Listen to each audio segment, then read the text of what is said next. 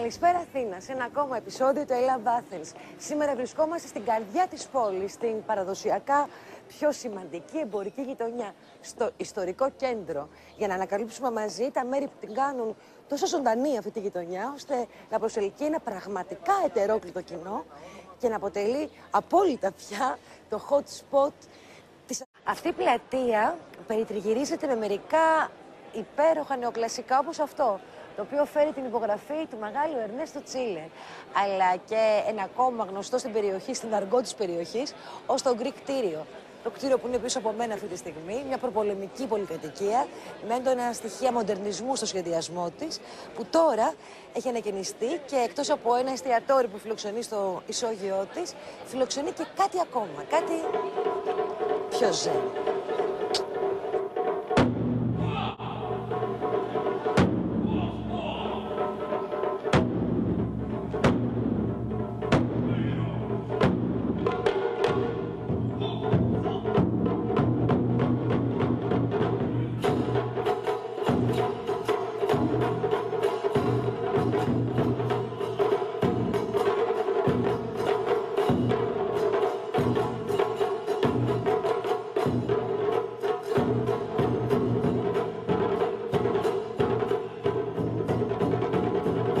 Βρίσκομαι λοιπόν με τον Πέτρο Μουλαγιάννη, ο οποίος είναι δάσκαλος του Aikido στο Zen Center της Αθήνας. Γεια σου Πέτρο. Γεια σου.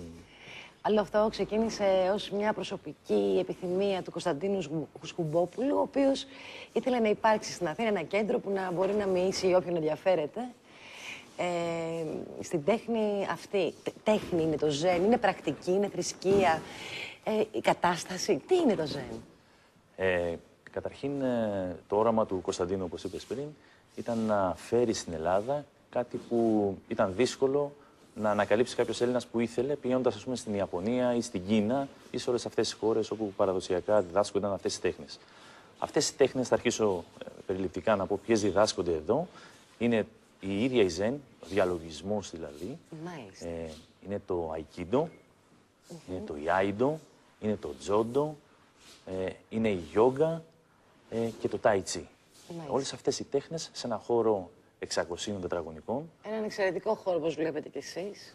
Όπου προσφέρει αυτός ο χώρος συνολικά και συνοπτικά όποιον θέλει να διδαχτεί αυτές τις τέχνες, που είναι στο κέντρο της Αθήνας, χωρίς να πηγαίνει κάπου αλλού στο εξωτερικό να αναζητάει όλη αυτή τη γνώση.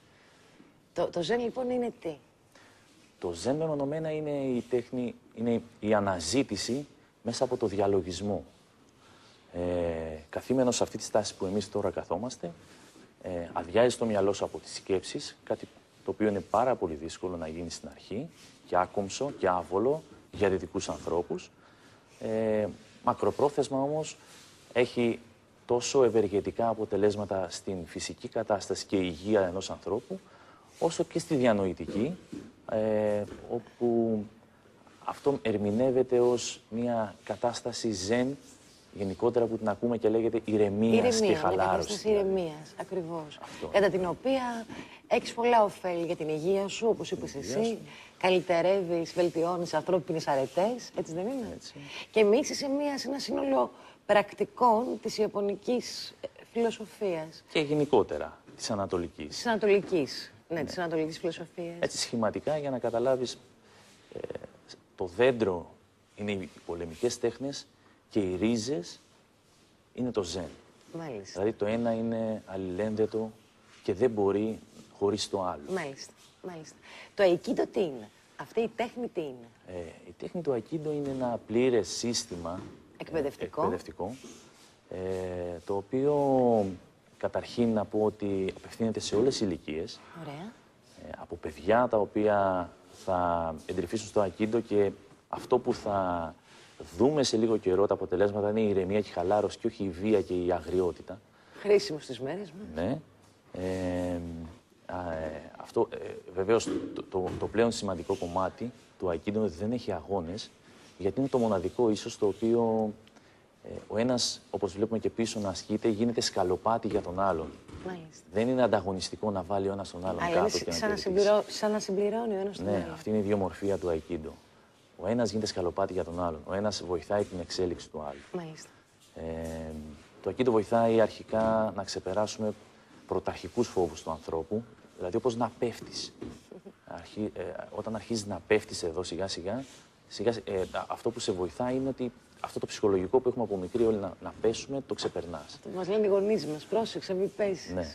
Εν συνεχεία είναι πολύ σημαντικό το ότι, όπως και οι υπόλοιπες τέχνες που εδώ προάγουμε, είναι μια εσωτερική τέχνη. Σε βοηθάει να έχεις καλό balance, καλή ισορροπία, αρμονία. Εξού και το Aikido. Aikido σημαίνει η εναρμόνιση της ενέργειας με το σύμπαν. Δηλαδή εναρμονίζεσαι με όλα. Και εναρμονίζεσαι πρωτίστως με τον εαυτό σου, δηλαδή το μέσα με το έξω, το νου σου με το σώμα σου, έχεις καλή ισορροπία και εν συνεχεία εναρμονίζεσαι με τον αντίπαλό σου. Ως εκ τούτου δεν χρειάζεται βία και σύγκρουση μαζί με κάποιον, αφού γίνεσαι ένα με αυτόν. Αυτή ήταν η επιθυμία του ιδρυτή και αυτό κατάφερε στο τέλος. Θέλω να σε ρωτήσω, έχεις κάνει πολλά ταξίδια. Ναι. Έχεις, φαντάζομαι, γνωρίσει κατά τη διάρκεια αυτών φωτισμένους ανθρώπους. Υπήρξε κάποια στιγμή σε αυτή την πορεία σου που συνέβη κάτι που άλλαξε την κοσμοθεωρία σου και τη ζωή? Αυτό συνέβη εδώ στην Ελλάδα και όχι στο εξωτερικό. Αλήθεια. Γιατί υπάρχουν πλέον σε όλο τον κόσμο φωτισμένοι άνθρωποι. Δεν χρειάζεται δηλαδή, να δεν είναι γεωγραφικοί λόγοι. Ναι, δεν είναι γεωγραφικοί λόγοι. Και πιστεύω ότι μετά από τόσα χρόνια εξάπλωση του Aikido υπάρχουν και στην Ευρώπη φωτισμένοι άνθρωποι, όπου πραγματικά σε συνεπέρνουν και θες να τους ακολουθήσεις. Γιατί βασικά θες να ακολουθήσεις το Aikido, γιατί και αυτή είναι, κάθε φωτισμένος άνθρωπος είναι αγωγός μιας τέχνης.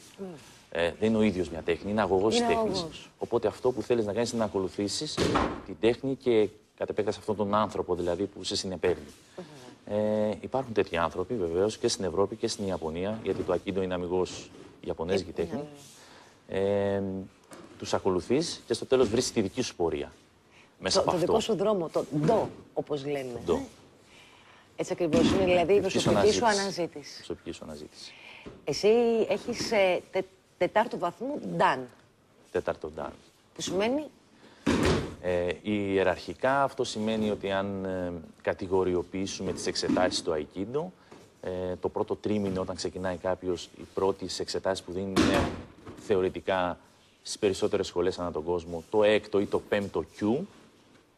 Φτάνεις στα 3 ή 4 χρόνια να δώσεις για πρώτο Dan, όπου θα φορέσεις και την χάκαμα, το παραδοσιακό ένδυμα. Βλέπω μια κοπέλα. Υπάρχει μια κοπέλα πίσω. Βεβαίως, δεν είναι μόνο αντρική ιστορία του Aikido, όχι, παιδιά. βέβαια. Είναι περισσότερο γυναικεία ιστορία. Αλήθεια. Ναι, τώρα έχουμε κοντά μας μόνο την Αναστασία που βλέπουμε. Την παρακολουθώ, Λόγω της ώρας, είναι, ναι. είναι ωραία, είναι εξαιρετική. Και εν συνεχεία, ανάλογα με την δράση σου στο Aikido, την εκπαίδευσή σου, το πόσο θέλεις αυτό να δώσεις στον εαυτό σου, δίνεις εξετάσεις ανά 2 χρόνια για το δεύτερο, 3 χρόνια για το τρίτο, 4 χρόνια για το τέταρτο. Μάλιστα. Και από εκεί και πέρα ανεβαίνεις ανάλογα με την προσφορά σου, όχι δίδοντας εξετάσεις. Πρακτικές δηλαδή. Και ανακεφαλαιώνοντας, μιλάμε για το μοναδικό Zen Center στην Αθήνα, έτσι. Μιλάμε για το μοναδικό Zen Center στην Αθήνα, που έχει όλες αυτές εδώ τις τέχνες όπως είπαμε πριν, με δασκάλους όπως ο Κωνσταντίνος ο Σγκουμπόπουλος με όραμα, αλλά και ουσιαστική εκπαίδευση ο ίδιος στην Ιαπωνία, σε μοναστήρια επί σειρά ετών. Έχει πάρει την άδεια να μπορεί ο ίδιος να διδάξει το Zen, γιατί δεν είναι απλό το να κάτσεις σε ένα χώρο, ακόμα και αν δεν μιλάς μέσα από τη σιωπή. Αυτό είναι πάρα πολύ δύσκολο. Ναι. Και δεν το λέω εγώ που είμαι φλιαρή. Είναι γενικά δύσκολο. Είναι πάρα πολύ δύσκολο. Ο Κωνσταντίνος έχει την άδεια και έχει και το χάρισμα να μπορεί να το κάνει αυτούς τους ανθρώπους. Και επίσης θέλω να πω ότι το κέντρο Zen είναι μια μη κερδοσκοπική. Ναι. Ειδικά όσον αφορά για το διαλογισμό, όποιος θέλει να έρθει είναι δωρεάν. Αλήθεια. Να έρθει εδώ να ασκηθεί αυτό δωρεάν. Είναι σημαντικό. Πρέπει να το πούμε. Ναι, στις μέρες μας αυτό έχει. Είναι πολύ, πολύ.